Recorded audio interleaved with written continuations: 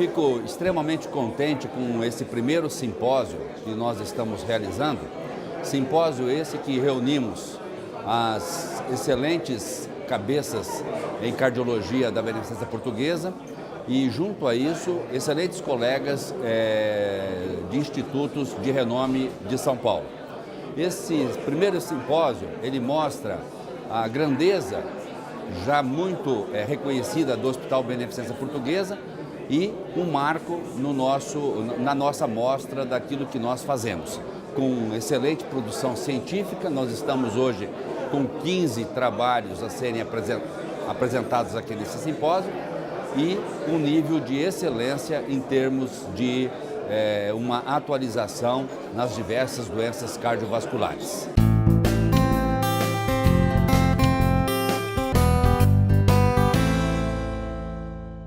Obrigado, Marco. Inicialmente queria agradecer o convite de participar e encontrar vários amigos e conhecidos aqui. Realmente, a Beneficência Portuguesa é um berço e foi um berço e continua sendo, né, um dos expoentes da cardiologia no Brasil. Lembrando que a estenose aórtica no idoso é uma entidade bastante grave. Lembro os senhores que, dos sintomas até o óbito, os pacientes que têm insuficiência cardíaca congestiva têm uma sobrevida em torno de 2 anos. Pacientes com estenose aórtica grave, que têm síncope, uma sobrevida de 3 anos. Os pacientes que têm angina, sobrevida de 5 anos. Os pacientes sintomáticos com estenose aórtica severa, né, eles têm uma mortalidade de 25% no primeiro ano e de 50% em 2 anos. E metade dessa mortalidade geralmente é por morte súbita. Nós sabemos que o gold standard para tratamento da estenose aórtica é a cirurgia cardíaca, principalmente não existe um estudo robusto, porque o primeiro estudo que foi feito há muito tempo atrás já mostrou eficácia quando comparado ao tratamento clínico, e esta vem sendo o gold standard para o tratamento dessa patologia. Surgiu durante uma década a valvuloplastia aórtica, mas hoje essa tradução ela é um procedimento paliativo e só serve como ponte, né, para se fazer, ou mais tarde, para aqueles pacientes que estão muito críticos, para se fazer um tratamento cirúrgico de implante de uma prótese cirurgicamente, ou também, hoje em dia, para um implante percutâneo de TAV. Essa patologia é tão importante que nós temos que saber que a prevalência da estenose aórtica sintomática ela tem aumentado, porque a nossa população tem envelhecido, tá certo? A cirurgia é o tratamento de escolha, é o gold standard, mas 1/3 desses doentes, né, eles não são referendados à cirurgia devido a comorbidades, à idade avançada e à disfunção ventricular. Nós sabemos também, como eu disse, que a valvuloplastia ela é paliativa e que o tratamento clínico oferece uma sobrevida de aproximadamente 60% em 1 ano. Então, para esses pacientes que não são candidatos à cirurgia eletiva de implante de válvula aórtica, surgiu então o transplante percutâneo de válvula aórtica. Hoje em dia, aqui existem algumas outras, mas no Brasil só temos 2 válvulas, a CoreValve e a Edwards, né, que estão disponíveis para nós. Os critérios para o implante de para uma TAV, nós temos que ter uma doença de válvula aórtica nativa. Esses foram a primeira indicação. Hoje em dia nós já sabemos e estamos pondo também valve em valve, como nós temos uma disfunção de bioprótese, né, em pacientes com bioprótese, inclusive mitral também, já temos colocado. A estenose aórtica tem que ser severa, com uma área valvar menor que 0,8. Hoje já estamos até pensando em colocar menor que 1 centímetro quadrado, 0,1, né, 1. O anel valvar, pelos tamanhos das próteses disponíveis, eles têm que estar disponíveis e nós temos 3 tamanhos de válvula só, então tem que estar entre 19 e 29 até 30 anel subvalvar. De 30, nós podemos implantar uma válvula CoreValve 31 ou Sapiens 29. E uma junção sinotubular menor que 43. Não dá para implantar em aorta muito larga ainda. As indicações iniciais eram em pacientes com idade superior a 80 anos, com Euroscore logístico maior que 15, ou pacientes com idade menor, desde que com algumas comorbidades que deixavam a cirurgia com contraindicação. Vejam, a seleção dos pacientes, ela tem que ser baseada na história clínica, nas comorbidades nos pacientes, no Euroscore e no STS, e também alguma análise da fragilidade do paciente, e principalmente com medidas invasivas e não invasivas. Sobre as medidas não invasivas, nós temos que ver principalmente as características anatômicas e morfológicas desses pacientes. Os dois métodos mais importantes são a avaliação do ecocardiograma e da tomografia. Tomografia ainda é o gold standard para avaliar esses pacientes. E eu queria dar um aviso para os clínicos, simplesmente quando solicitar uma tomografia para avaliar os pacientes para implante percutâneo de TAV, não esqueça de pedir para o radiologista corte fino e trigado ao elétrico, ou seja, ligado ao elétrico. Se nós não fizermos isso, não adianta vir com... Eu tenho recebido muita tomografia que não dá para analisar, porque basta não estar trigado ao elétrico que ela treme, e nós fazemos a medida do anel errado e vamos calcular aí o tamanho da prótese erradamente. Pela tomografia também, nós avaliamos desde as artérias ilíacas e femorais. Nós sabemos que não podemos ter artéria femoral abaixo de 6, porque a prótese, o catéter que leva a prótese tem um tamanho, né, ideal, então abaixo de 6 milímetros não pode ser, então é avaliado isso tanto pela tomografia, como também nós temos que avaliar pelo cateterismo. Ecocardiograma sempre subestima a válvula. Nós temos feito um trabalho, até em acordo com a Escola Paulista, alguma coisa, temos feito muito eco tridimensional. E calculando-se o perímetro da válvula pelo eco tridimensional, tem batido grandemente com a tomografia, que provavelmente vai ser também um método gold standard futuro, porque é menos invasivo e não dá contraste, porque muitos desses velhinhos que são encaminhados para fazer tomografia têm insuficiência renal.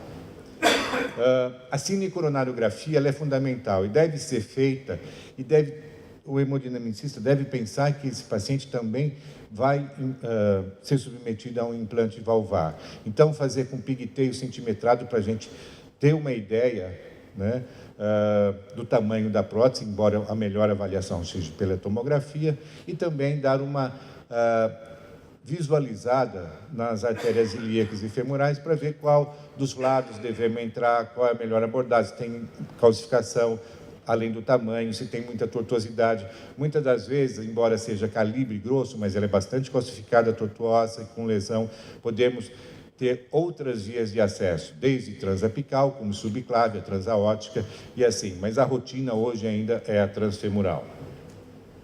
E medidas do SCORE e STS, fundamental. Uma vez escolhida a prótese, né, apropriada, nesses critérios anatômicos desses pacientes, esses pacientes têm que tomar clopidogrel e aspirina por 6 meses, depois mantida só com AS.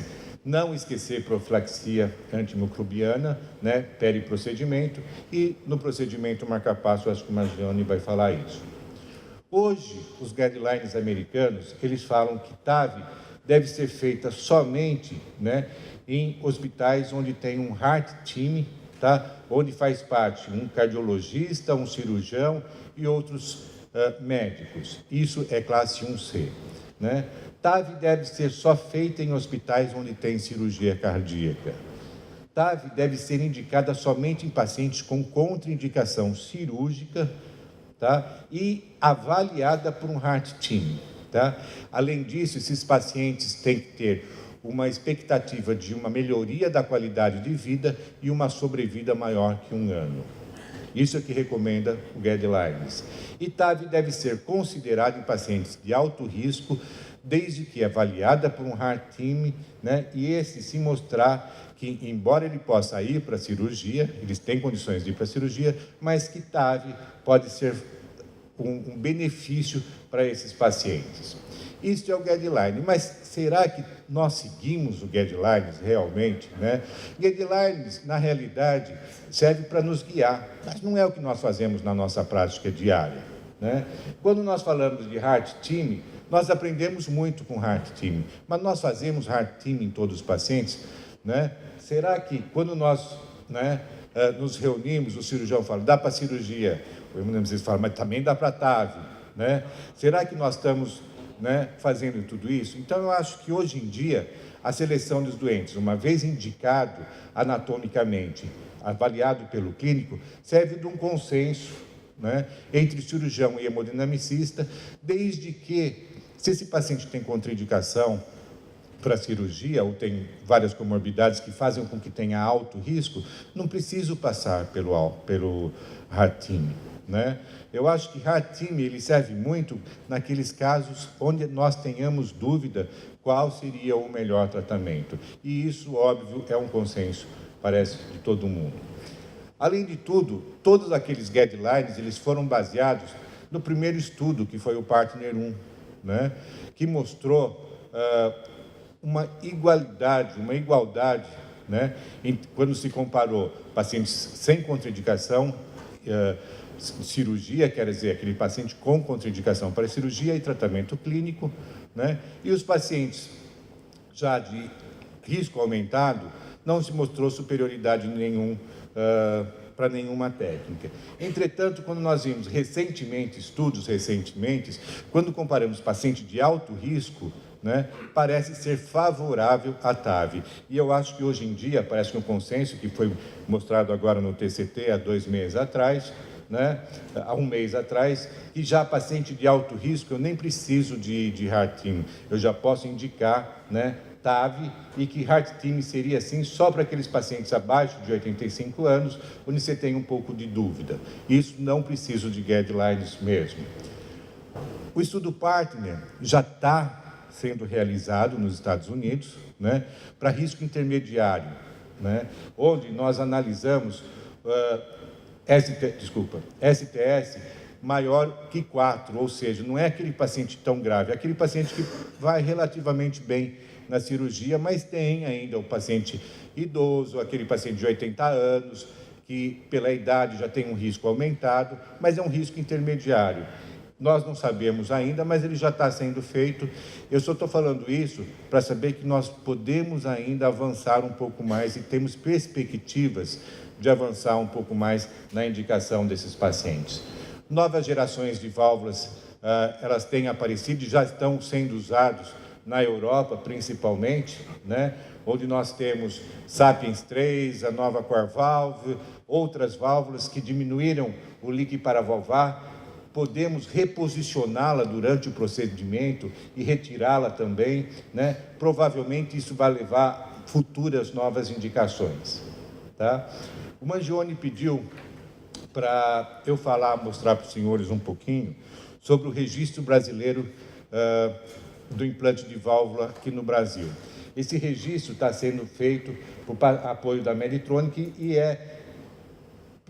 pelo apoio da Sociedade Brasileira de Hemodinâmica e Cardiologia Intervencionista e é realizada lá no Einstein, tá? Esse projeto é para ver no mundo real como que anda o implante, né?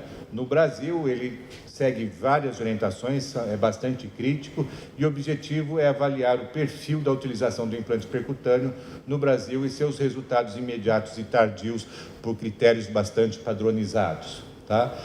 Foi inicialmente desenhado para os primeiros 500 pacientes, com critério de inclusão só, que era o paciente tinha que ter posto o implante de bioprótese, óbvio, e o centro com mais de 3 procedimentos. Centros que colocaram só 1 ou 2 procedimentos não entram nesse registro, tá certo? Esses pacientes são, por monitoria eletrônica, através de ligações e e-mails, né? Eles são acompanhados em 100% dos procedimentos, monitoria física em 20%, existe um comitê, né, para eventos adversos, para fazer uma adjudicação também. Todos os desfechos são avaliados pelo critério VARC, que é um consórcio de consenso feito por vários especialistas. Tá? O desfecho primário é mortalidade aos 30 dias, 1 ano e 2 anos do procedimento, e como desfechos secundários, a taxa de sucesso e a mortalidade cardiovascular. Vejam que o número, nós começamos a implantar aqui um número bastante baixo e ele tem crescido exponencialmente, as indicações de TAV aqui no Brasil como no mundo também. Hoje, nesse registro, são 734 já, inclusão nesse registro. O hospital que mais implantou foi o Einstein, seguido do Procardíaco no Rio de Janeiro, Dante Pazzanese, Instituto de Cardiologia do Rio Grande do Sul, o INCOR e a Beneficência Portuguesa. Tá? Esses são os hospitais que mais têm implantado válvula. Eu vou falar para os senhores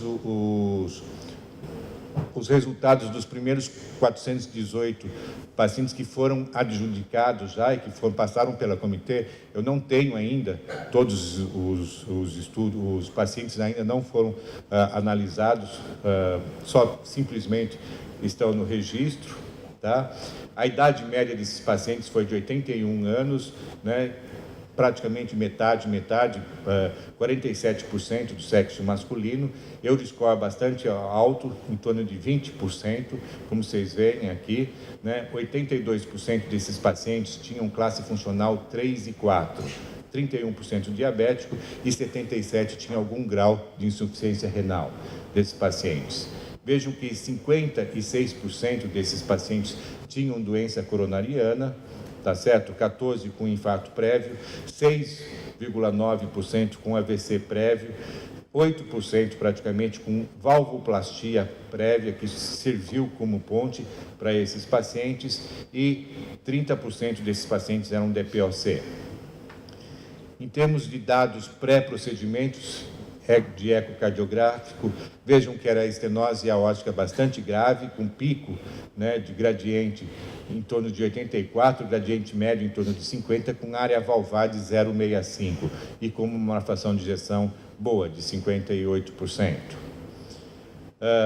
Desses procedimentos, 50% foram acompanhados por proctor, quer dizer, só depois de 10 a 15 procedimentos que o hemodinamicista pode fazer sozinho. Geralmente esses procedimentos são acompanhados por proctor. Tá? Geralmente a grande maioria desses procedimentos são feitos sob anestesia geral e, como eu havia dito, quase a grande maioria, 96%, são feitos por via transfemoral. Tá? Veja que aqui não está a prótese do Braille ainda, porque é um registro percutâneo, tá? E a prótese Braille só dá para se fazer via transapical. A grande maioria da prótese, né, implantada foi a Corvalve, em 86%, sendo a Edwards 14%, ela começou bem depois da Corvalve. 40% dos procedimentos passaram a ter pós-dilatação, porque antes a gente pré-dilatava, hoje em dia a grande maioria dos procedimentos são feitos através do implante direto, sem pré-dilatação, e quando não fica boa, aí sim a gente pós-dilata, e o sucesso do procedimento, pelos critérios VARC, está em torno de 76,6%. É que esse critério, ele é bem rígido mesmo, tá? Se o paciente, por exemplo, morre 30 dias depois, ele é considerado mortalidade ainda como insucesso do procedimento. Se você implantou uma válvula, ela ficou mais ou menos fora do procedimento, você retirou-a e pôs de novo, ou se implantou outra válvula, por exemplo, e o paciente evoluiu otimamente bem, ficou bem, mesmo assim ele é insucesso porque você precisou de uma segunda válvula e retirou. Dos dados pós-procedimento, vocês lembram que o eco tinha um gradiente de 89 de pico, passou para 19, e o gradiente médio passou para 10. Né? Não existe gradiente zero pós-válvula com eco, mas 10, eu acho que o Henry pode falar isso, né, Henry? Depois, realmente 10 é quase igual a zero. pela análise ecocardiográfica. A fração de ejeção, que era de 57, passou para 60 imediatamente após, né? E insuficiência aórtica residual, veja que moderada só 7,2% e acentuada menos de 1%. Vejam, em termos de eventos adversos e o endpoint desse registro. Aos 30 dias, a mortalidade desse procedimento é de 9,1%. Lembram que são pacientes com contraindicação cirúrgica e pacientes de alto risco cirúrgico, onde a mortalidade cirúrgica estaria a nível de 20% a 30%, né, nos alto risco e naqueles de contraindicação cirúrgica. Sendo que a mortalidade cardíaca aos 30 dias está de 7,9%. Após um ano, a mortalidade está de 21%, a mortalidade após um ano, né, está em torno de 21%, sendo a cardiovascular 20%. AVC, né, 3,5% nos 30 dias e a um ano 6,9%. Complicações vasculares 13,8% e 14% em um ano, tá certo? Sangramento em torno de 20%. Vejam que, em termos de insuficiência renal, né, 20% desses pacientes têm um pouquinho de injúria renal e continuam após um ano, tá certo? Necessidade de marca-passo, né? Um quarto desses pacientes necessitam de marca-passo, tá? Principalmente quando utilizamos a Corvalve. Se utilizamos a Sapiens, está em torno de 8%, tá? 9% aqui na Sapiens. Vejam a sobrevida desses pacientes, né? Após 30 dias é de 9%, após 5 anos, 40% desses pacientes morrem. Lembro que são pacientes que têm bastante comorbidade, são pacientes idosos, acima de 80 anos. Então, a grande maioria das vezes também morre de suas comorbidades ao longo do tempo. Sobre preditores independentes de mortalidade nesses procedimentos, DPOC foi o principal, tá, preditor de mortalidade na TAV, né? Procedimentos que não foram guiados por eco intracardíaco, né, eco no procedimento intraoperatório, tá? Foi também um preditor de desfecho pior, quer dizer, o paciente deve, né, quando uma vez implantado implante eco, ser guiado por eco intraprocedimento, tá? Pós-procedimento, a presença de leak paravalvar ou IAO, né, foi um preditor também, AVC e injúria renal. Esses são os preditores. Veja em termos de função de classe funcional. 80% desses procedimentos, desses pacientes, como os senhores podem ver aqui, eu não estou sabendo acender a luz, mas eram classes funcionais 3 e 4. Após 30 dias e no follow-up de um ano, vejam que 80% inverte, passa para a classe funcional 1. Então, é um procedimento realmente, né, que traz não só uma sobrevida, mas uma qualidade de vida muito importante para o paciente, tá? Vejam em termos de análise de eco, esses pacientes que tinham um gradiente de 4, após um ano, fica, né, com gradiente de pico de 20, né, e média que era de 50, fica em média de 10. Vejam a fração de ejeção, uma melhora, né, de 59. Geralmente, esses pacientes têm ventrículo hipertrófico, não tem uma fração de ejeção tão ruim, né, mas que nós podemos chegar à conclusão com esse registro, né, que o device tem um índice de sucesso pelos critérios VARC em termos de 76,3%, né, uma mortalidade de 30 dias de 9,1% e um ano 21,5% e 29,3%. A taxa de AVC 3,5%, né, em 30 dias e um ano 6,9%. Né? E as complicações maiores que nós vamos no procedimento são complicações vasculares e sangramento. Tá? A necessidade de marca-passo foi de 1/4, né, para Corvalve e de 9% para Edwards, e DPOC e complicações vasculares, insuficiência renal, mal a posição da prótese e AVC são preditores independentes de mortalidade e que o eco deve ser realizado em todo o procedimento intraprocedimento. Essa foi a primeira paciente que nós implantamos aqui na América Latina, a Corvalve, e ela, infelizmente, após 6 anos, veio falecer esse ano, né? Mas evoluiu durante 6 anos em classe funcional 1. Tá?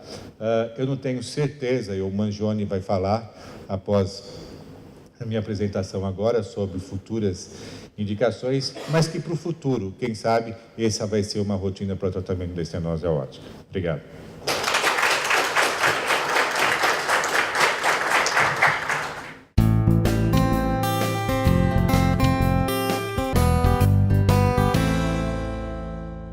Bom, boa tarde a todos. Primeiramente, eu gostaria de agradecer a presença de vocês aqui, que estão prestigiando esse primeiro simpósio de atualização em doença cardiovascular da Beneficência Portuguesa. Agradecer também as empresas que tornaram possível a realização desse simpósio, que eu espero que eles tenham sua continuidade e seja o primeiro de uma longa série de outros eventos como esse. Muito obrigado a todos. Então, a mim cabe realmente falar para os senhores se já é momento da gente expandir as indicações do implante transcatéter valvar. Isto. Bom, nós sabemos que está havendo um crescimento muito grande da população idosa em todo o mundo.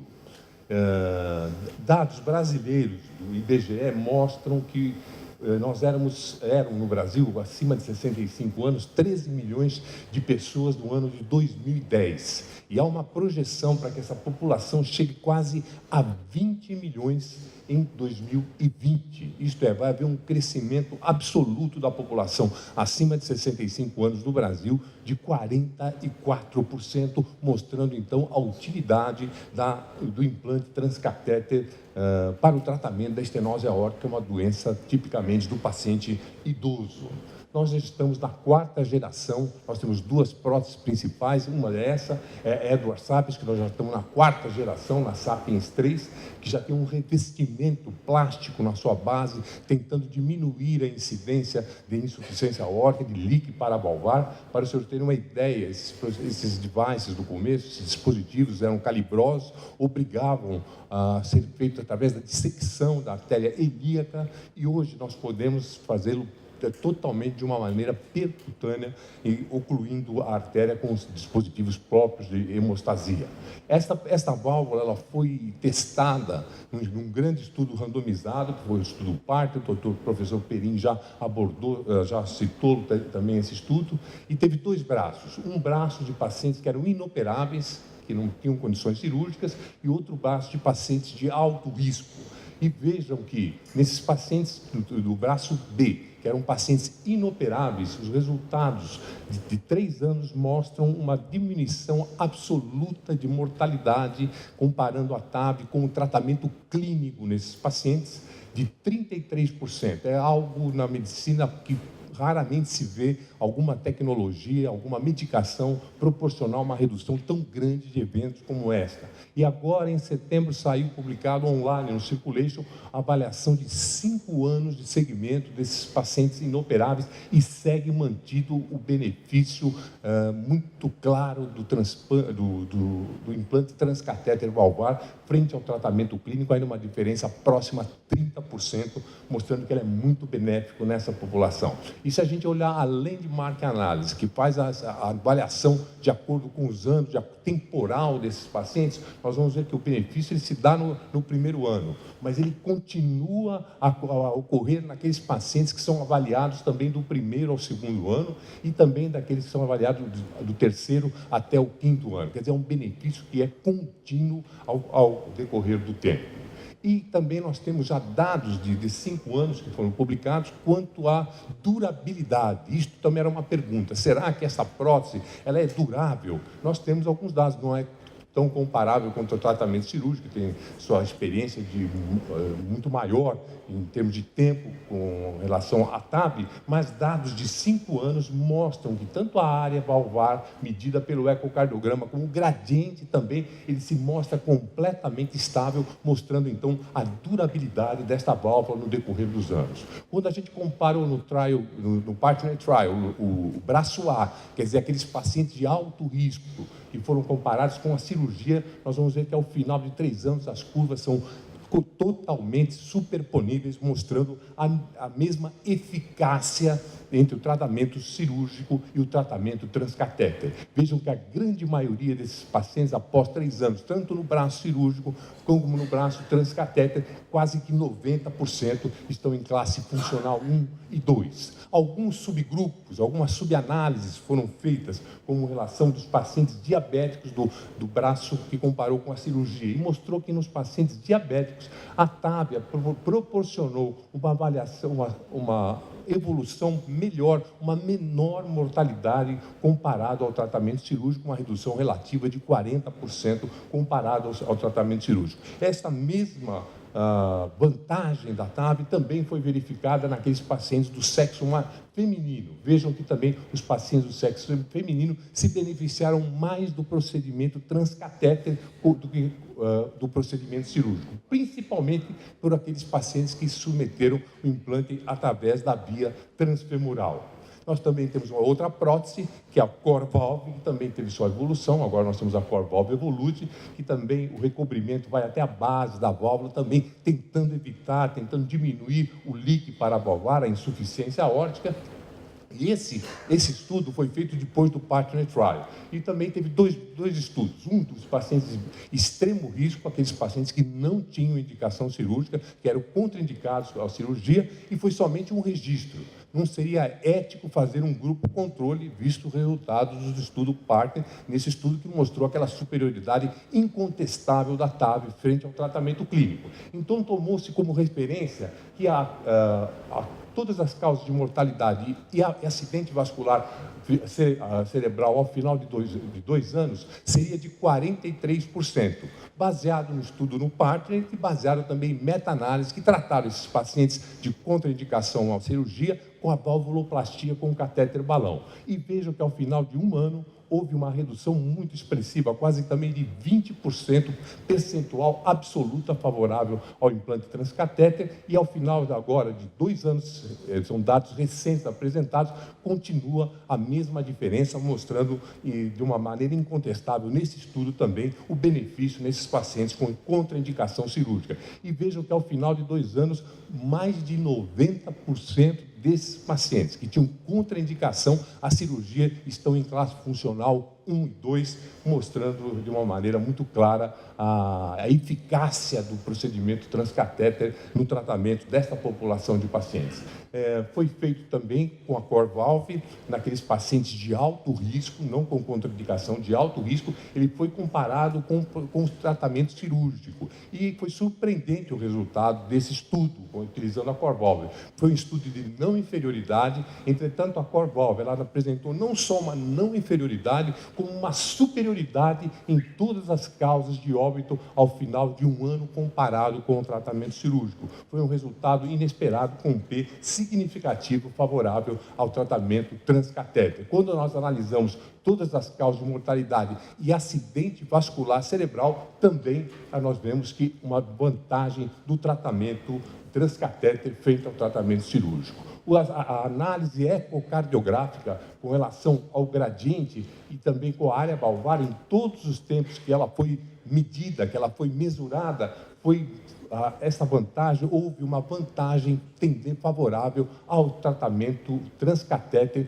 comparado com o tratamento cirúrgico, o tratamento transcatéter obtendo maiores áreas valvares e menores gradientes comparado à cirurgia. Mas todo esse entusiasmo nos faz pensar realmente em expandir as indicações. E eu preciso responder essa pergunta para os senhores.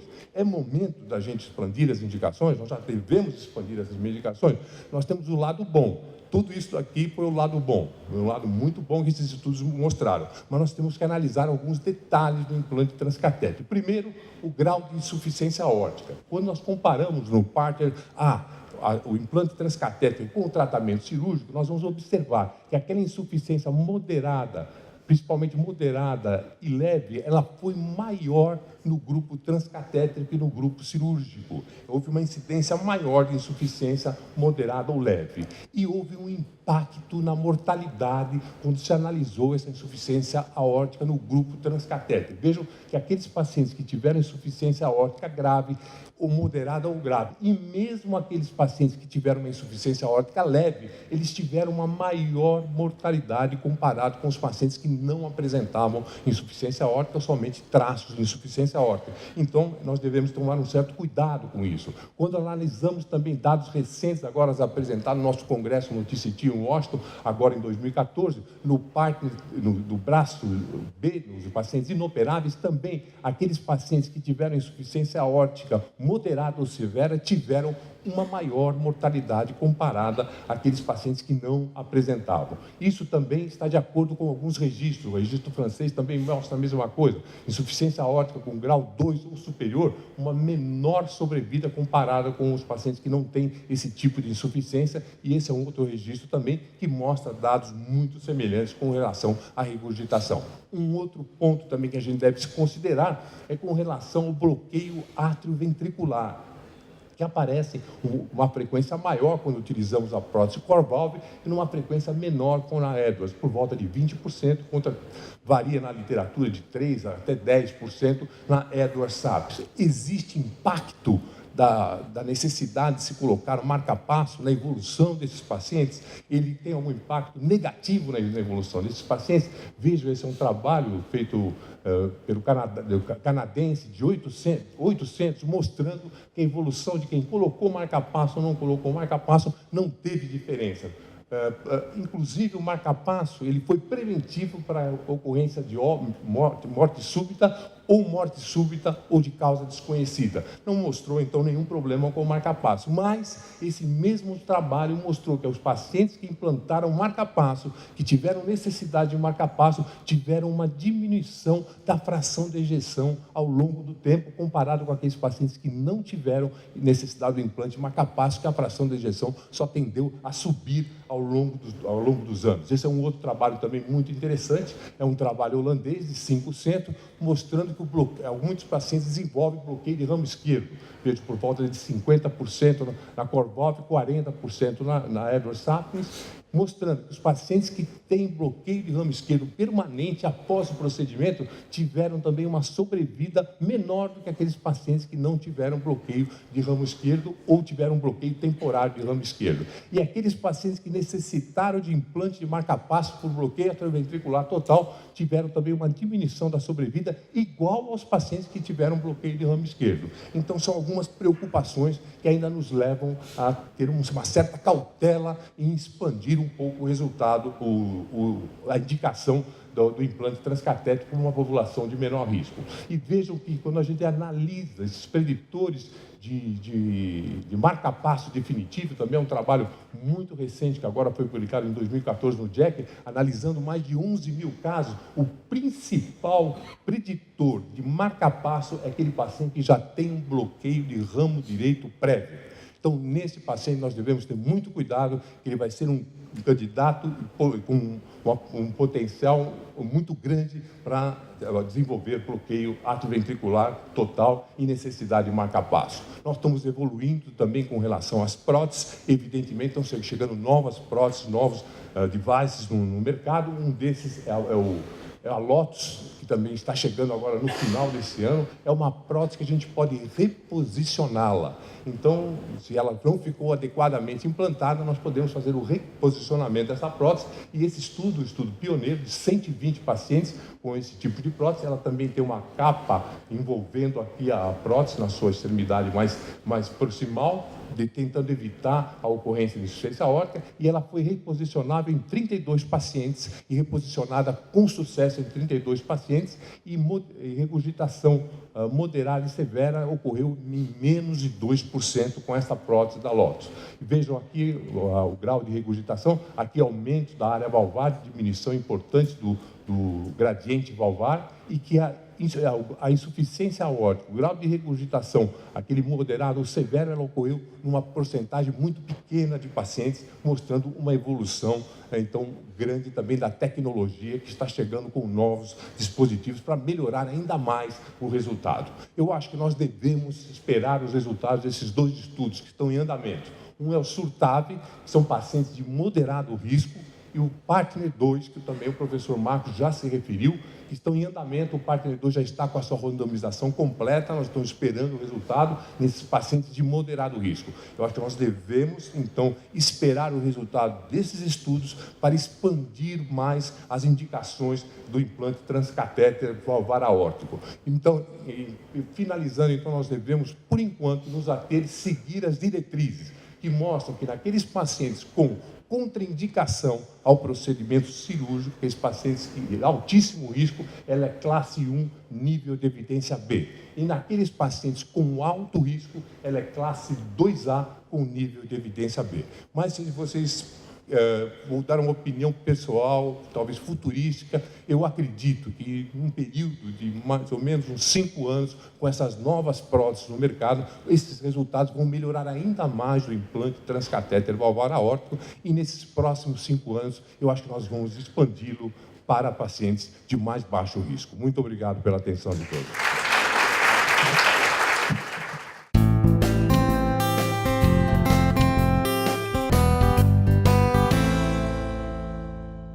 Muito bem. Então, esse primeiro paciente é um paciente de quase 80 anos, 79 anos, do sexo masculino, tem um fator agravante aqui, que é um médico, tá? E era natural de São Paulo, da cidade de Franca, em São Paulo. Ele vinha com uma história, uma dispneia progressiva, atualmente ele estava em classe funcional 3, de acordo com a New York Heart Association. Ele era diabético, era hipertenso, dislipêmico, e ele tinha um linfoma não Hodgkin. E ele tinha finalizado a sua terapêutica, o seu tratamento desse linfoma não Hodgkin há 6 meses, e mostrava uma boa evolução com relação à parte do tratamento do linfoma. Ele tomava essas medicações, antihipertensiva, diurético, medicações para bradicardizantes e também o glifage para tratar a sua diabetes.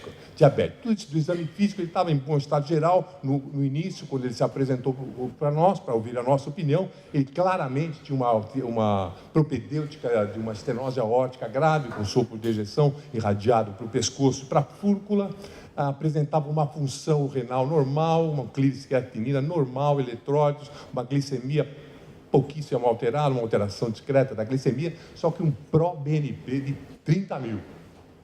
Extremamente elevado o BNP, por parte de plaquetas normais e também hematócrito e hemoglobina normal.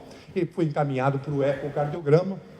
O ecocardiograma mostrou uma estenose aórtica grave em termos de área valvar, uma área valvar de 0,6, um gradiente máximo quase chegando a 90 milímetros de mercúrio e uma fração de ejeção normal, tanto pelo take hose ou pelo cubo, uma fração de ejeção normal, um diâmetro diastólico um pouco aumentado e uma pressão estimada pulmonar aqui de ventrículo direito de 54 milímetros. De acordo com o Euroscore logístico, olha a diferença, ele tinha 49% de risco cirúrgico. Mas olha a discrepância quando nós aplicamos o Euroscore 2, vem só para 8% de risco cirúrgico. E mais ainda, o STS, só 3% de risco cirúrgico. Uma mortalidade de 20%. Então, aqui pelo Euroscore 2, que hoje é um Euroscore que avalia melhor esses pacientes, era um paciente de alto risco, era um paciente de moderado risco cirúrgico. Então, eu gostaria de colocar a primeira pergunta para vocês, que você colocasse na tela, por favor, a primeira pergunta.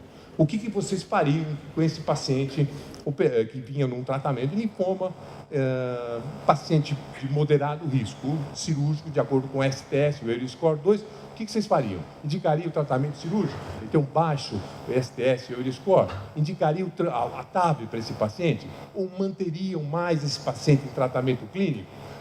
E diria uma discussão ampla, o que o professor Penin falou, vamos discutir com o Heart Team para saber realmente a opinião de clínico, de cirurgião, de intervencionista, do anestesista, do intensivista a respeito, ou nós necessitamos mais subsídios para uma tomada de decisão. Então, eu gostaria de perguntar, enquanto a gente responde, vocês respondem, eu gostaria de perguntar aos clínicos, doutor Cláudio, doutor, o que o senhor acha desse paciente? Qual que seria a sua indicação para esse tipo de situação? Analisando o caso clínico como um todo, realmente é um paciente idoso que preenchia todos os critérios clínicos, ecocardiográficos para indicação de tratamento invasivo da estenose aórtica. Se você for analisar pelos critérios atuais, pelas diretrizes atuais, esse paciente realmente não tinha um STS muito alto, mas tinha um comemorando de ter tido realmente uma doença neoplásica tratada, e isso realmente pode ser um fator agravante para o tratamento cirúrgico. Pelos dados agora, tá?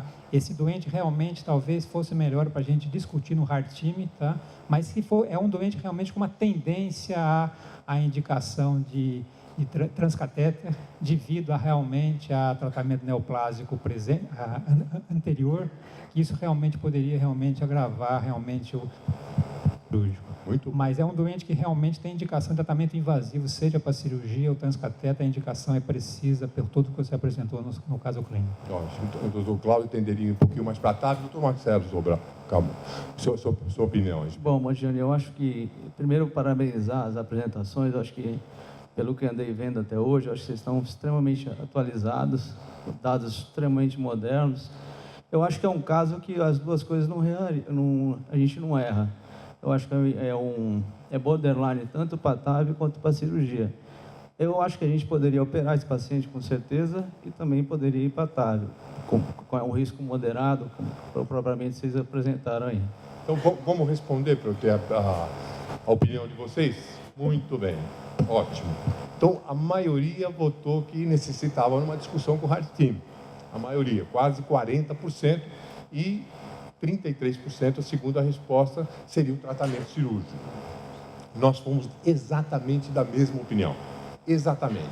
Nós reunimos o Heart Team, pedimos a opinião da equipe do professor Sérgio Almeida, desse caso, clínicos também opinaram, clínicos de outra instituição fora a beneficência portuguesa opinaram, e nós decidimos que esse paciente, a primeira indicação era a indicação cirúrgica. Ele estava controlado da parte do tumor e tinha um score moderado, então foi indicado o tratamento cirúrgico. Entretanto, esperando o tratamento cirúrgico, após esta avaliação nossa inicial, uma semana, 10 dias depois, esse paciente interna com uma queda no estado geral importante, toxemiado, cianótico, taquipneico, e ele mostra esse raio-x com uma congestão pulmonar importante e uma pneumonia no seu lobo inferior aqui direito, instalado, o paciente estava febril, toxemiado.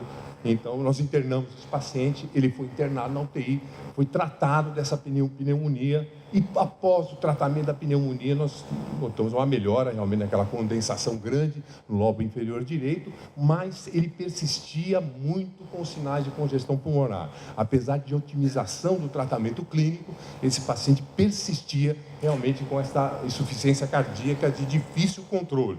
Então, eu gostaria agora de pedir a opinião da cirúrgica, que o doutor João Antônio, sua opinião a respeito, nesse momento agora, mudaria um pouco a sua indicação? Sua indicação continuaria sendo a mesma? E eu perguntaria a vocês também, vamos indicar o tratamento cirúrgico nesse momento, para ter esse paciente que estava difícil de sair da insuficiência cardíaca, ou agora é o momento de indicar a TAV, tentar melhorar as condições clínicas, esperar um pouquinho mais ainda, tentar melhorar para indicar o tratamento cirúrgico ou melhorar para indicar a TAV. Vamos respondendo enquanto o João vai dando sua opinião a respeito, por favor. Na minha opinião, eu acho que esperaria mais um pouquinho também. Voltaria uma nova discussão com o Heart Team. Talvez a pneumonia estivesse totalmente tratada mesmo e a gente analisaria novamente toda a hemodinâmica do paciente para ver se a gente vai intervir cirúrgica ou TAV, mas eu acho que ainda dava para esperar mais um pouquinho. Professor Marco Perim, qual que é a sua opinião nessa mudança aí dessa apresentação desse paciente com esse quadro clínico? Agora estava difícil o controle da ECC, realmente difícil o controle. Eu acho que tratar esse paciente, tanto cirurgicamente como através de TAV, com piora do seu quadro clínico, é pior para os dois também, né? O ideal é a gente tratar esse paciente em melhores condições. Segundo, um processo infeccioso, que também é complicado para a válvula, né? Tanto cirúrgico como para TAV também. Acho que a gente tem certeza. Se a gente conseguisse compensar melhor esse paciente para depois uma nova discussão, eu acho que seria o ideal, né?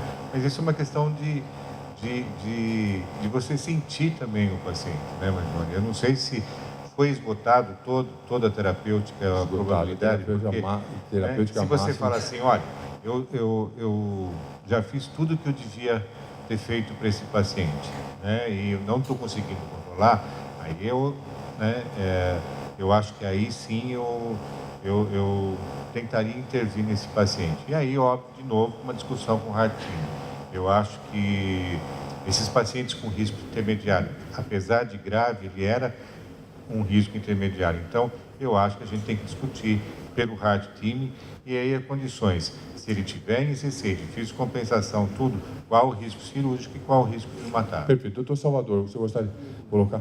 Doutor Marco Antônio. Só uma coisa. Essa discussão é importante, porque eu sou um pouco... A gente conhece o doente e você fica mais... Os scores de riscos não levam em conta o que a gente chama de eyeball test, né? O frailty, a fragilidade do doente. E isso às vezes cai numa pegadinha. Tem doente que tem child say e fica com os 8%. E a gente sabe que a mortalidade dele, a chance de se compensar o fígado é enorme. Então, a discussão é importante e existem críticas aos scores de risco. Então, a discussão entre todos é muito importante. Vamos ver a opinião do doutor Salvador. Vamos colocar a votação na tela? Com certeza não existe um score. Por mais que você tenta pegar desde índice de fragilidade, STS, Euroscore 2, mesmo assim nunca é é uma avaliação completa. Doutor Salvador. Uma coisa que a gente não pode esquecer é que ele teve uma pneumonia, mas eu acho que o basal é uma congestão pulmonar importante. Então, insuficiência cardíaca, classe funcional 3, né?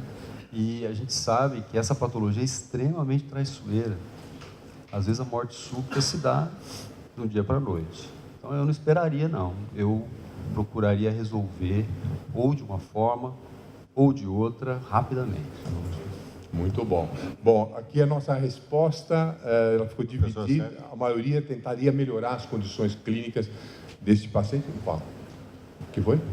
O professor Sérgio. Que ficou muito claro que ele cabe nos dois procedimentos. Eu participei dessa discussão e tem um elemento novo, que eu acho que também é importante, novo, quer dizer, dentro dessa discussão, que é ele, o paciente. Ele é médico, mas não é por isso. Foi tudo muito bem esclarecido para ele. E cabem as duas posições. Ele estava na dúvida, uma hora ele falava, eu quero isso, eu quero aquilo. Então nós deixamos muito claro que ele também deveria opinar. E o filho, que também era médico. O filho era médico também. O filho era médico e hemodinamicista. Né?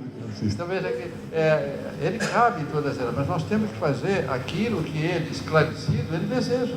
E ele preferiu fazer, nós sentimos que ele preferiria fazer a via percutânea. Foi feito assim, eu acho. Né? Acho que o professor Noedir gostaria de colocar também a opinião. É um caso, eu acho que realmente suscita que aqui não foi contemplada uma outra alternativa, que é de exceção. Se o doente está muito mal, não melhora com gesto, seria a valvuloplastia com balão como ponte para um dos dois procedimentos posteriores. Perfeito, perfeito. Também é uma coisa a se considerar. Bom, na resposta aqui nós tivemos a maioria, acho que tentaria melhorar mais as condições para encaminhar para o tratamento TAV ou cirúrgico, aqui ficou dividido, mas realmente pelo que o doutor Salvador colocou, pela gravidade do quadro de insuficiência cardíaca, o filho médico, o paciente médico, nós ponderamos com a família, também poderia haver uma deterioração desse quadro clínico, inclusive chegando a uma morte súbita. Vamos voltar um pouco aos slides. Nós indicamos, então, o procedimento transcatéter, conversamos com a equipe cirúrgica, do Marco Antônio, com o professor Sérgio, e acabamos, então, globalmente, indicamos o procedimento transcatéter para esse paciente, visto esse quadro de congestão não controlada. Vamos passar o próximo aqui. Muito bem, aqui foram feitos o ecocardiograma, as medidas que o Dr. Marco muito bem se referiu, a gente tem que ter as medidas para escolher a prótese adequada, uma válvula aqui bastante calcificada, tinha uma insuficiência aórtica pré muito leve, traços de insuficiência aórtica, aqui também as medidas, eu não vou entrar muito em detalhe, é muito importante a tomografia, gostaria de ressaltar isto, o eco 3D agora está mostrando resultados muito bons também, mas a tomografia é importante no cálculo do anel, do perímetro, o professor Marcos chamou muito a atenção, então, para os clínicos, esses pacientes têm que vir com esse estudo, para nós é fundamental para escolhermos o diâmetro, a hipótese correta, e ele tinha um outro probleminha, esse paciente, ele tinha uma origem da coronária esquerda um pouco baixa, de 11 milímetros, a gente quer que essa origem esteja acima de 10, então ela ficava num limite ali da origem, porque a gente pode deslocar o folheto coronariano esquerdo e obstruir a coronária esquerda no momento do implante da válvula, e esse é um evento, na maioria das situações, fatal. Então, esse também tinha esse tipo de situação que a gente deveria tomar cuidado. Vamos passar o próximo para mim, que não está funcionando aqui o controle, por favor? Passa o próximo. É isto. A avaliação da circulação periférica, dos diâmetros da femoral, uma circulação, a calcificação na aorta, que é apresentada aqui pela angiotomo. Foi feita uma ortografia, a gente sempre faz uma ortografia para localizar, coloca o catéter no seio não coronariano, pode clicar aqui em cima desse, por favor. E nós fizemos uma manobra. Como esse paciente tinha a origem da coronária esquerda muito baixa, nós fizemos uma manobra que a gente faz a insuflação do catéter balão e no mesmo momento que a gente está fazendo a insuflação do catéter balão, a gente realiza uma ortografia. Por quê? Para observar se o folheto ele oclui ou não a coronária esquerda, se o deslocamento do folheto oclui ou não a coronária esquerda. Vejam que ele não ocluía a coronária esquerda, a gente vê a opacificação de toda a árvore coronária esquerda, mostrando então com uma segurança um pouco maior que a gente poderia executar o procedimento. Para esse paciente, nós selecionamos uma válvula Edwards Sapiens, vamos clicar aqui do lado direito, por favor. Esse é o momento da insuflação. Vejam que a gente faz uma ortografia e nós estamos colocando ela um pouquinho mais baixa, tentando não atingir, tentando colocar da maneira mais apropriada para não ocluir o ósseo coronariano esquerdo. Pode clicar aqui, por favor, desse lado.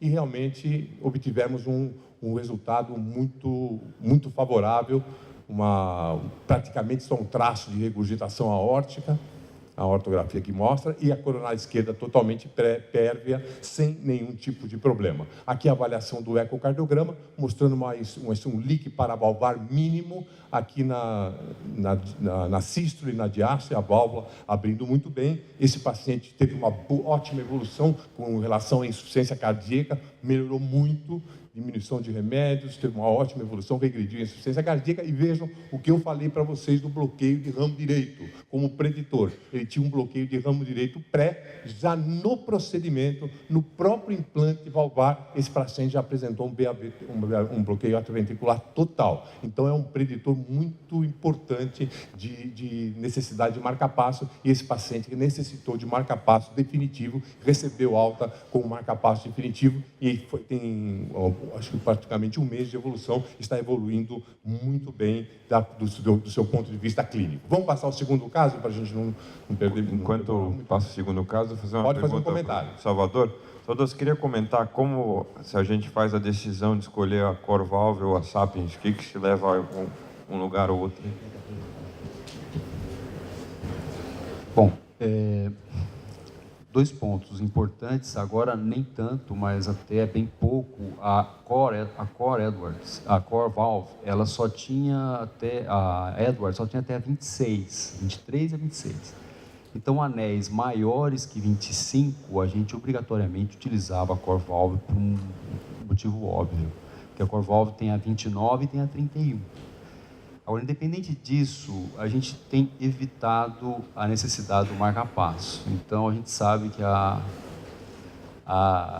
Edwards ela tem uma incidência de necessidade de marca-passo menor. Isso envolve uma menor hospitalização, uma evolução mais rápida. Então, de certa forma, quando adequado, a gente utiliza a Edwards, mas a Core Valve é tão efetiva quanto a Edwards. Muito bem, deixa eu acho, só complementar isso, Marjone. Eu acho que a gente aprendeu algumas coisas já, acho que podia passar no próximo slide. Mas existem alguns casos que a gente tem preferência sim. Esse caso, por exemplo, talvez eu escolhesse Core Valve. pela coronária baixa. Quando a coronária é muito baixa, eu acho que o Core-Valve vai melhor, né? Eu acho que eu não vi, né, nenhum caso, nem nos casos que a gente implantou, também proctando pelo Brasil todo, nenhuma coronária ocluída com Core-Valve. Eu já vi, inclusive eu já ocluí uma coronária com Sapiens. Então, esse é um detalhe que a gente pode tentar. A necessidade de marca-passo realmente é menor com o Edwards, então, provavelmente em válvulas pequenas, principalmente, eu prefiro usar a Sapiens, a Edwards, como rotina, assim. Calcificação profunda, né? Isso é fundamental com a valve, né? Porque se você usa Edwards, a gente pode romper aí o septo, fazer CIV e romper o ânulo valvar também, quando ela é muito calcificada. Então, são detalhes que a gente vai aprender. Levar em conta para tomar a decisão da... Só justificando também a nossa escolha, ela tinha uma junção sinotubular muito alta nesse caso, que também fala contra a Sapien, a favor contra a Core-Valve, a favor da Sapien. Muito bem. Vamos para o segundo caso. Vejam só, esse paciente tinha somente 58 anos de idade, não era um paciente idoso, tá? Também era natural de São Paulo, sexo masculino, e também tinha os sintomas típicos de estenose aórtica grave, síncope, tontura, há 3 meses. Era um paciente, principalmente, ele era um alcoólatra crônico, ele tinha uma cirrose hepática e, além disso, ele tinha um carcinoma hepatocelular e ele veio para uma avaliação para o cardiologista por pré-transplante. O cardiologista detectou o sopro e aí começou toda a investigação desse paciente, então era um pré-operatório transplante. O exame físico eu também não vou perder em detalhe, é um exame físico também muito compatível com uma estenose aórtica grave, que é a função renal dele normal, ProBNP também um pouquinho somente elevado, mas ele tinha um distúrbio de coagulação aqui expressivo. Veja, uma plaquetopenia, 110 mil plaquetas, NR de 2, um TP de 22, normal de 11, e uma atividade de protrombina de 51, sendo normal de 70% a 100%. Ele tinha um distúrbio de coagulação importante. Aqui o eletrocardiograma mostrando uma sobrecarga ventricular esquerda, uma das R's amplas em V5, V4, uma das S profundas aqui, o eixo a 0 grau, mostrando então essa sobrecarga. O ecocardiograma, sem dúvida nenhuma, uma estenose aórtica muito grave, 0,6 também, um gradiente praticamente de 80, e a função ventricular desse paciente normal. E aqui nós podemos observar a válvula em diástole, que ela é bicúspide, vejam as duas cúspides, era uma válvula aórtica bicúspide. Isso, no começo, era uma contraindicação, inclusive, ao procedimento. Esse paciente era portador de uma válvula aórtica bicúspide. E aqui está o cálculo da área por planimetria, é realmente uma área muito pequena, de 0,6. Nós podemos observar aqui na sístole somente as duas cúspides. Então, era uma válvula aórtica bicúspide que foi confirmado pela angiotoma. Ela deixa esse aspecto em boca de peixe da válvula aórtica bicúspide, né? Mostrando o grau de calcificação também acentuado dessa válvula. E o Euroscore desse paciente, 16, o Euroscore 1, 8, o Euroscore 2, o STS também baixo, quase 4% deste paciente. Então, nossa pergunta para vocês nesse caso. Vamos colocar também a pergunta e eu gostaria de saber a opinião do Dr. Marco Perin, a sua experiência com o tratamento da válvula aórtica bicúspide. Então, para vocês responderem, não indicaria a TAV, pois a presença de válvula aórtica bicúspide é uma contraindicação para o procedimento. Então, nesse caso, apesar dessa coagulopatia que ele tem, esse distúrbio, indicaria o procedimento cirúrgico, indicaria o transplante hepático e manteria o paciente em tratamento clínico, em virtude dos riscos dos procedimentos invasivos, tanto da válvula transcatéter como da cirurgia, ou indicaria a TAV, apesar de não ser um candidato ideal para o procedimento. Pode responder, doutor Marcos, sua experiência em válvula aórtica bicúspide e o que o senhor nos tem a dizer a respeito da literatura no tratamento da válvula aórtica bicúspide. Ela está começando sendo feita agora. O implante de prótese percutânea em aórtica bicúspide é off-label, tá? Ela não é indicada rotineiramente, ela está sendo começada a ser implantada. Existem vários relatos de médicos que implantaram a válvula, mas não é rotina, não é uma indicação rotineira, é off-label. Ela pode ser realizada, sim, há vários casos já realizados, mas a incidência de líquido paravalvar, porque a gente não indica, porque a incidência de líquido paravalvar desse paciente, ficar com líquido paravalvar, é muito maior do que numa válvula tricúspide. Tá? Essa é a primeira indicação. Segunda indicação, uma alternativa que você poderia pôr aí, eu não conheço o doente, a gente tem que sentir também, ver o doente clinicamente do jeito que você está falando. Mas você poderia até usar a valvoplastia aórtica aqui como ponte para esse paciente fazer transplante ou dar uma qualidade, né, para ele aguentar o transplante e depois, sei lá, e mexer nessa aorta posteriormente, após transplante, após melhorar suas condições clínicas. Cirurgia eu não indicaria para esse paciente, né? Paciente com várias comorbidades, aí, é um paciente de alto risco, com disfunção hepática, eu não indicaria cirurgia, não. Eu acho que esse paciente pode ser, sim, submetido à TAV, é uma indicação off-label, mas eu acho que pode melhorar. Muito bem. Doutor Cláudio, você indicaria cirurgia num paciente desse, do ponto de vista da coagulopatia que ele apresenta? Bom, Mangione, esse paciente é um paciente que eu acho que para indicação cirúrgica ele está totalmente contraindicado devido à morbidade do tumor hepático. Esse doente tem um comemorando, ele tem síncope. Esses doentes aórticos que têm síncope são os que mais morrem do ponto de vista súbito. Então, aguardar para fazer tratamento, eu estou até um pouco de acordo com o Perim em relação a fazer uma valvoplastia simples, mas eu acho que esse paciente, tratamento cirúrgico convencional, está descartado. Tá? Aguardar, o risco de morte súbita realmente é alto. Todo doente que tem síncope, a mortalidade no primeiro ano da síncope realmente é muito alta. Eu indicaria esse doente, sem dúvida nenhuma, a implante transcatéter. Muito bem. Vamos ver a resposta, vamos colocar a resposta na audiência.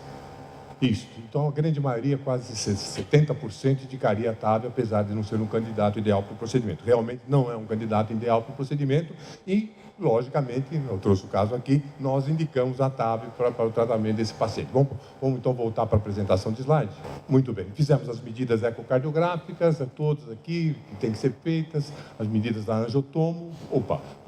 Deixa eu voltar aqui. E nós elegemos para esse paciente, era um paciente com um anel grande, uma core valve. A core valve tem um diâmetro de 31, o anel era grande, então nós, para esse tipo de situação, desse anel grande, nós elegemos a prótese core valve, aqui uma ortografia, mostrando a mobilidade diminuída da válvula, e é mais difícil da gente tentar posicionar essa válvula corretamente. Vamos clicar aqui um pouquinho? Aqui já no momento, a válvula core valve é uma válvula autoexpansível, não é expansível por balão, como a Edwards sabe. Vamos clicar aqui nesse slide, aqui nessa parte do slide, por favor. Isto. Então, aqui começando a expansão, veja que a gente tem que deixar isso 4, 6 milímetros somente dentro do ventrículo esquerdo. Então, ela estava numa posição muito boa. Nós estamos num PA 14 graus caudal. Vamos passar próximo, por favor, próximo diapositivo. Isso, vamos clicar aqui. Nesse PA caudal, a válvula, ela estava muito para dentro do ventrículo, mas a gente não enxergava, a gente tem que enxergar a válvula toda no mesmo plano, a parte anterior com aquela parte posterior no mesmo plano. Na válvula bicúspide, ela fica mais difícil tecnicamente a gente deixar tudo no mesmo plano. Nós conseguimos atingir isso e recuamos um pouco a válvula, pode passar esse diapositivo. Numa um pouco oblíqua esquerda, nós conseguimos alinhar os planos. O oblíqua esquerda caudal um pouquinho, nós conseguimos alinhar o plano, ela estava bem alinhada, veja que ela está pouco insinuada dentro da via de saída do ventrículo esquerdo, está por volta de uns 6 milímetros. Vamos passar o próximo, e aqui, vamos clicar aqui, por favor, e aqui é o resultado final do procedimento. Nós atingimos apesar de não haver muita quantidade de contraste, mas esse paciente praticamente não teve nenhum grau de insuficiência aórtica. Foi uma surpresa, o doutor Perim já citou que nesse tipo de situação a insuficiência aórtica tem tendência demais, mas nesse paciente nós não tivemos pela angiografia nenhuma regurgitação para o ventrículo esquerdo e o eco mostrou um leak paravalvar mínimo para desse paciente. Veja que só um pequeno leak paravalvar que foi mostrado pelo ecocardiograma. O gradiente, que era de 75 milímetros, o gradiente de pico, passou para 18 milímetros pela hemodinâmica. Normalmente a gente consegue até zerar, mas numa válvula aórtica bicúspide é difícil acontecer isso, mas o gradiente diminuiu muito, 18 pela hemodinâmica, 20 milímetros pelo eco. E ele saiu, o eletro era normal com relação ao PR, com relação ao complexo QRS, e ele apresentou um bloqueio atrioventricular de primeiro grau, um PR longo e um bloqueio de ramo esquerdo, como vocês podem ver. Mas esse paciente teve uma ótima evolução hospitalar, não necessitou de marca-passo, e nós temos um acompanhamento dele agora atual. Ele fez um Holter e só que não consegui trazer o resultado do Holter, o traçado, ele houve regressão do bloqueio de ramo esquerdo. Ele só está com bloqueio AV de primeiro grau intermitente. Então, às vezes, aquele edema que é causado pela válvula ali no septo, ele pode regredir e, às vezes, inclusive, melhorar esse tipo de situação. Eram esses dois casos que eu queria apresentar. Eu gostaria de agradecer a atenção de todos e também de todos os participantes aqui. Muito obrigado a todos. Boa noite.